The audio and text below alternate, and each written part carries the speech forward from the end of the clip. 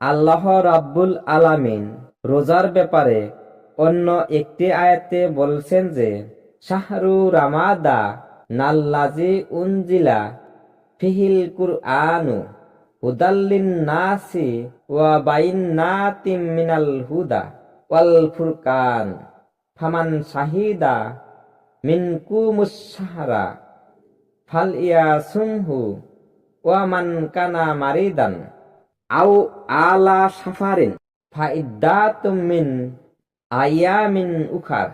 অর্থ হইল, রমজান মাস এমন এক মাস যার ভিতর কোরআন মাজিদ অবতীর্ণ করা হয়েছে, যা মানুষের পথ প্রদর্শক এবং সত্য পথ প্রদর্শনের ও সত্য মিথ্যার প্রভেদ করার স্পষ্ট নিদর্শন।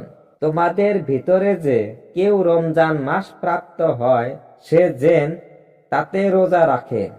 যে ব্যক্তি পীড়িত হয় কিংবা প্রবাসে থাকে সে ব্যক্তি যেন ইফতারের দিবসগুলোর পরিমাণ হিসাব করে পরবর্তী দিবসে রোজা রাখে।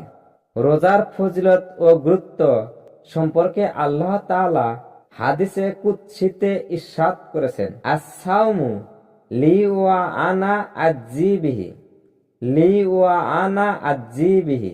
অর্থাৎ রোজা শুধুমাত্র আমারই সন্তুষ্টির জন্য এবং আমি নিজেই তার প্রতিদান প্রদান করব।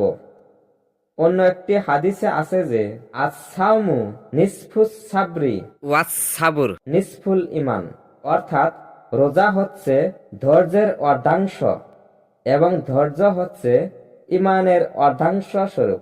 এ সম্পর্কে অন্যত্র হাদিসে কুদসিতে বলা হচ্ছে, ওয়া লাখালুফু ফামিস সাইমি ইনদাল্লাহি আতয়াবু মিন রিহিল মিসকি।